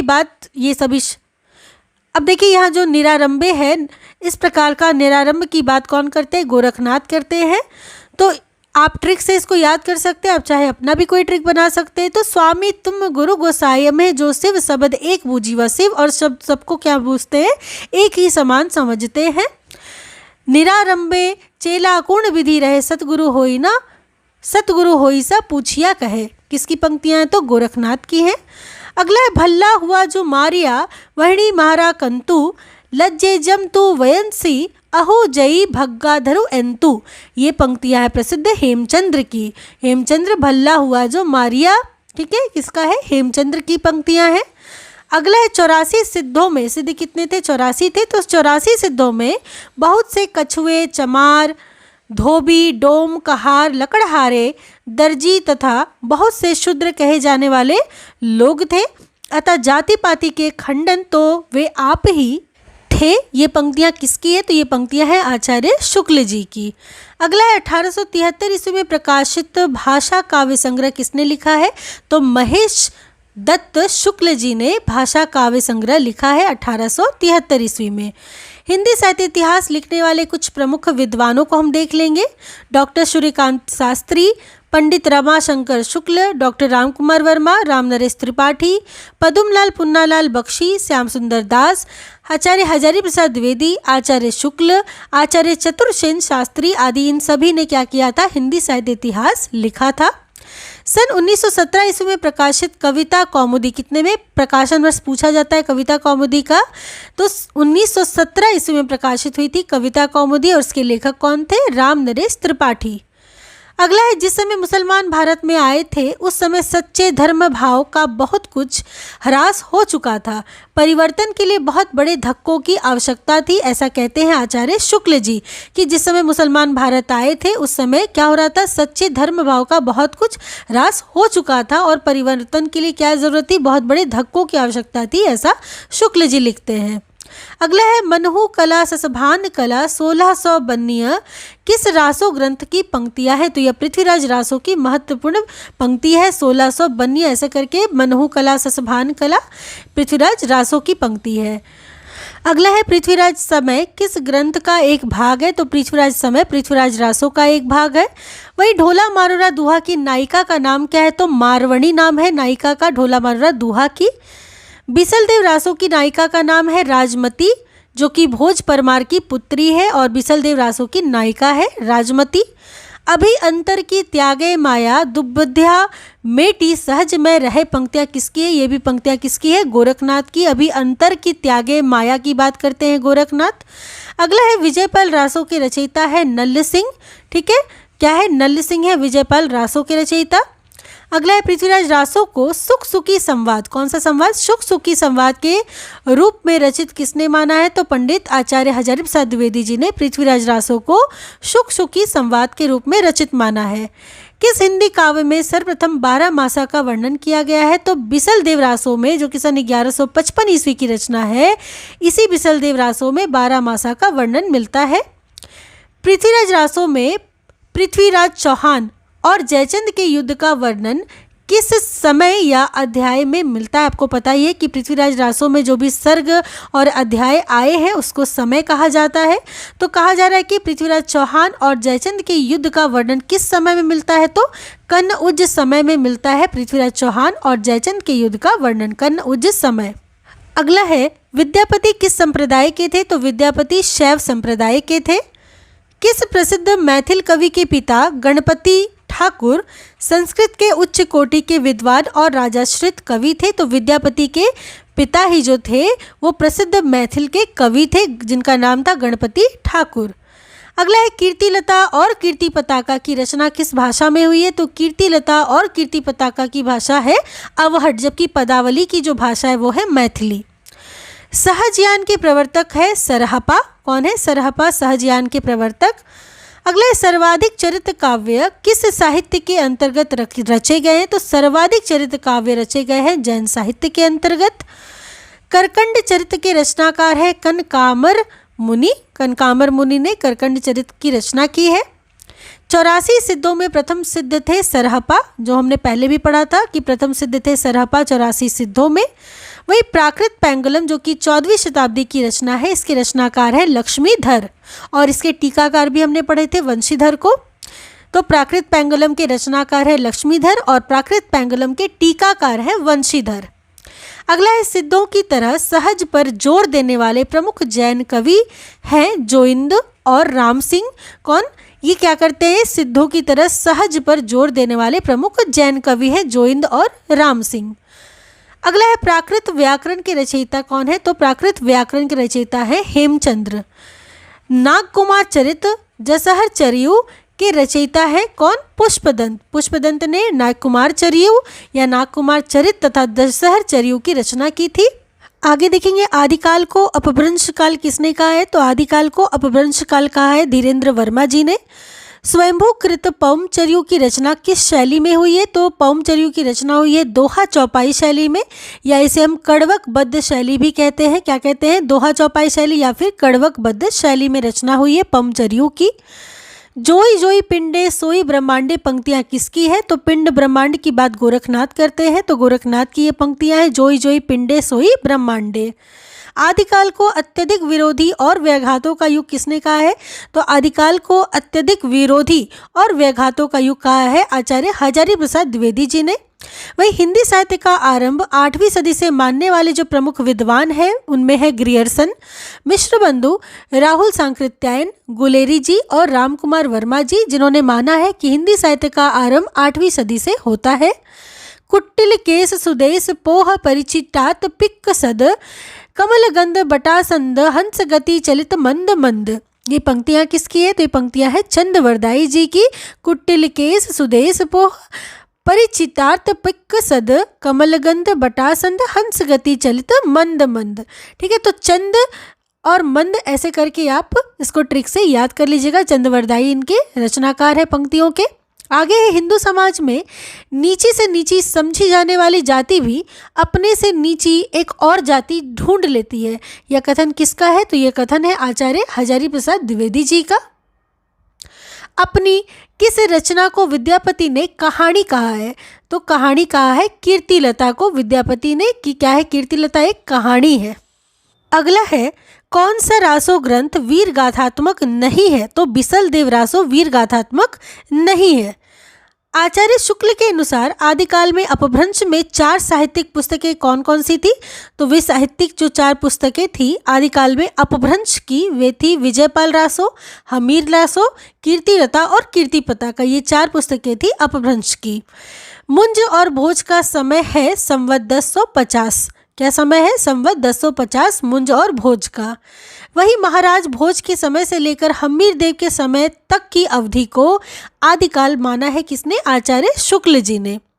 अपभ्रंश या प्राकृताभास हिंदी में रचना होने का कब से पता चलता है? तो विक्रम की 7वीं शताब्दी से पता चलता है अपभ्रंश या प्राकृताभास हिंदी में रचना होने का। अगला है, बौद्ध गानो दोहा किन की रचनाओं का संग्रह है? तो ये सिद्धों की रचनाओं का संग्रह है बौद्ध गानो दोहा। कर्पूर मंजरी के रचयिता है राजशेखर। कौन है रचयिता? राजशेखर है कर्पूर मंजरी के रचयिता। वही गुह्य समाज या श्री समाज का निर्माण हुआ था वज्रयान में। किसमें हुआ था? वज्रयान में गुह्य समाज या श्री समाज का निर्माण। बौद्ध शास्त्र में कितने प्रतिबंध या विकार माने जाते हैं? तो बौद्ध शास्त्र में 5 प्रतिबंध या विकार माने गए हैं। कौन कौन से? आलस्य, हिंसा, काम, चिकित्सा और मोह। ये 5 विकार है या प्रतिबंध है बौद्ध शास्त्र में। अगला है युगनद की भावना पाई जाती है किसमें? वज्रयान में पाई जाती है युगनद की भावना। अगला है जिमी लोण विलज्जई पाणी एही तिमी धरनी लई चित्त।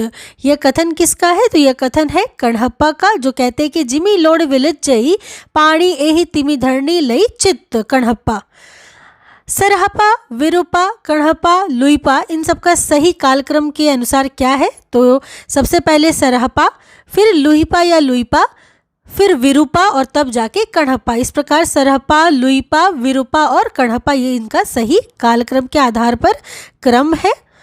गोरखनाथ ने किसके योग का सहारा लेकर हठ योग का प्रवर्तन किया था? तो गोरखनाथ ने पतंजलि के योग का सहारा लेकर हठ योग का प्रवर्तन किया था गोरखनाथ ने। नाथ संप्रदाय में बालनाथ किसे कहा जाता है? तो बालनाथ कहा जाता है जलंधर को। किसे? जलंधर को बालनाथ कहा जाता है नाथ संप्रदाय में। कौन से नाथ सिद्धों में भी गिने जाते हैं? हमने पहले भी पढ़ा है। तो नागार्जुन, गोरखनाथ, चरपट और जलंधर, ये जो नाथ है ये क्या है? कौन से सिद्धों में भी गिने जाते हैं। नाथ भी है ये और सिद्ध भी हैं। अगला है जैनाचार्य मेरुतुंग कृत प्रबंध चिंतामणि संस्कृत के किस ग्रंथ के ढंग का बना हुआ है? तो जो जैनाचार्य मेरुतुंग है उनका जो प्रबंध चिंतामणि ग्रंथ है यह भोज प्रबंध के आधार पर बना हुआ ग्रंथ है। भोज प्रबंध संस्कृत का एक ग्रंथ है और इसी के आधार पर प्रबंध चिंतामणि की रचना जैनाचार्य मेरुतुंग ने की थी। अगला है सुधामुख के विहीन निर्मल बाला अपरूप रूप मनोभाव मंगल त्रिभुवन विजयी माला। तो ये कौन लिखते हैं पंक्तियां? विद्यापति लिखते हैं। त्रिभुवन विजयी माला ऐसे शब्द हैं विद्यापति के। जय शक्कर से खट्ट थिय तो इस मीठी भूरी पंक्तियां किसकी है? तो ये मुंज की है पंक्तियां। जय शक्कर से खंड। अपभ्रंश की रचनाओं की परंपरा का अंत आचार्य शुक्ल किस ग्रंथ से मानते हैं? तो हम्मीर रासों से मानते हैं शुक्ल जी अपभ्रंश की रचनाओं की परंपरा का अंत। किसे? हम्मीर रासों से। वैष्णव मतावलंबी साहित्य कब मिलता है? तो ये मिलता है आदिकाल में। कब मिलता है वैष्णव मतावलंबी साहित्य? बहुत कम संख्या में है आदिकाल में। 64 महापुरुषों की कथा किस रचना में लिखी गई है? तो महापुराण में, जो कि पुष्पदंत के द्वारा लिखी गई रचना है। इसी महापुराण में 64 महापुरुषों की कथा लिखी गई है। अपने समय के कलिकाल सर्वज्ञ कौन कहे जाते थे? तो हेमचंद्र कहे जाते थे अपने समय के कलिकाल सर्वज्ञ। बौद्ध सिद्धों के पदों और दोहों का बौद्ध गान ओ दूहा नाम से बंगाक्षरों में प्रकाशित किसने किया था? तो पंडित हरप्रसाद शास्त्री जी ने ऐसा किया था। क्या किया था? तो बौद्ध सिद्धों के पदों और दोहों का बौद्ध गान ओ दूहा नाम से बंगाक्षरों में, बंगाल के अक्षरों में या बंगला भाषा में बंगला अक्षरों में प्रकाशित किया था हरप्रसाद शास्त्री जी ने। अगला है अपभ्रंश के प्रमुख छंद पद्धड़िया। पद्धड़िया क्या है? अपभ्रंश का प्रमुख छंद है। तो पद्धड़िया में कितनी मात्रा का मात्रिक छंद है? तो पद्धड़िया में 16 मात्रा का मात्रिक छंद होता है और पद्धड़िया अपभ्रंश का प्रमुख छंद है। तो इस प्रकार 2 प्रकार के प्रश्न बनते हैं। अगला है सबसे पहले चौपाई और दोहों की पद्धति का प्रयोग किसने किया? तो स्वयंभू ने सबसे पहले दोहा और चौपाई की पद्धति का प्रयोग किया था। अगला है वज्य घोर निशानम साम चौहान चहु दिसी। पंक्तियाँ किसकी है? ये पंक्तियाँ हैं चंद्रवरदाई जी की। चौहान से आप पृथ्वीराज चौहान के बारे में भी याद करके ये ट्रिक को ध्यान रख सकते हैं। आगे देखेंगे नाथ संप्रदाय ग्रंथ के रचयिता कौन है? तो नाथ संप्रदाय ग्रंथ के रचयिता है आचार्य हजारी प्रसाद द्विवेदी जी। तुर्क हिंदुस्तानियम मन हिंदवी गोयम जबान, अर्थात मैं हिंदुस्तानी तुर्क हूँ और हिंदवी में जवाब देता हूँ। यह कथन किसका है? अमीर खुसरो का यह कथन है। नाथों में रसासनी कौन थे? तो नाथों में रसासनी थे नागार्जुन। विद्यापति के किस ग्रंथ में जौनपुर नगर का वर्णन बहुत यथार्थपरक ढंग से किया गया है? तो कीर्तिलता में विद्यापति ने जौनपुर नगर का वर्णन किया है। किसमें? कीर्तिलता में। जाति अजाति विवाह अधम उत्तम का पारक, यह पंक्तियां किसकी है? पंक्तियां है विद्यापति की कीर्तिलता से, जिसमें विद्यापति ने जाति अजाति विवाह अधम उत्तम का पारक कहकर संबोधित किया है पंक्तियों में। नंद दुलारे वाजपेयी जी ने रासों की उत्पत्ति किस शब्द से मानी है? तो मानी है रास से। नंद दुलारे वाजपेयी ने रासों की उत्पत्ति किससे? रास से। वहीं गारसा दत्तासी ने रासों की उत्पत्ति मानी है राजसूय से। किससे? राजसूय से गारसा दत्तासी ने मानी है। नरोत्तम स्वामी ने रासों की उत्पत्ति मानी है रासक से। कविराज श्यामल दास तथा काशी प्रसाद जायसवाल ने रासों की उत्पत्ति मानी है रहस्य से। ठीक है, तो इस प्रकार रासों की उत्पत्ति अन्य अन्य शब्दों से मानने वाले कुछ विद्वान थे। अगला है चंद-बरदाई किस छंद के विशेषज्ञ माने जाते हैं? जो कि बहुत महत्वपूर्ण है। छप्पय छंद के विशेषज्ञ माने जाते हैं चंद-बरदाई। अगला है चंद-बरदाई किस छंद के विशेषज्ञ माने जाते हैं? और ये बहुत महत्वपूर्ण है कि चंद-बरदाई किस छंद के विशेषज्ञ थे? तो छप्पय छंद के विशेषज्ञ माने जाते हैं चंद-बरदाई। जनश्रुति के अनुसार गौरी सोवे सेज पर रैन भई चहुदेस, यह दोहा किसके देहांत पर कहा गया है? तो ये दोहा कहा गया है ख्वाजा मोइनुद्दीन चिश्ती के देहांत पर। किसके देहांत पर? ख्वाजा मोइनुद्दीन चिश्ती के देहांत पर। अगला है सरस बसंत समय भला पावली, दक्षिण पवन वह धीरे, सपन हो रूप बचन इक भाष्य, मुख से दूर करो चीरे। यह पंक्तियाँ किसकी है? तो ये पंक्तियाँ है विद्यापति की पदावली से, जिसमें उन्होंने कहा है सरस बसंत समय भला पावली। ठीक है, किसने? विद्यापति जी ने पदावली में। पियु चित्तौड़ न आवियु सावन पहली तीज, ये कौन कहते हैं? दलपति विजय खुमान रासों में कहते हैं कि पियु चित्तौड़ न आवियु सासन पहली तीज। दलपति विजय की ये पंक्तियाँ हैं खुमान रासों से। पृथ्वीराज रासों के कितने संस्करण प्रसिद्ध हैं? तो पृथ्वीराज रासों के 4 संस्करण बड़े प्रसिद्ध हैं। सारंगधर कृत हम्मीर रासो, हम्मीर रासो किसकी रचना है? सारंगधर की है।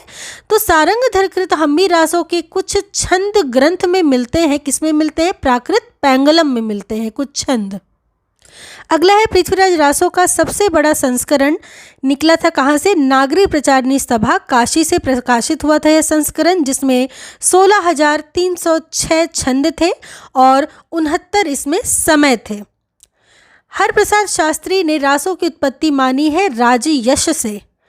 डॉक्टर दशरथ शर्मा ने पृथ्वीराज रासों के किस संस्करण को मूल रासों माना है? तो दशरथ शर्मा ने चौथा जो संस्करण था जिसमें 1300 छंद थे, इसे ही मूल माना है रासों। 12वीं शताब्दी में ज्योतिरीश्वर ठाकुर द्वारा रचित ग्रंथ वर्ण रत्नाकर किसकी रचना है? ज्योतिरीश्वर ठाकुर की रचना है। यह मूलतः किस उद्देश्य के लिए लिखा गया था?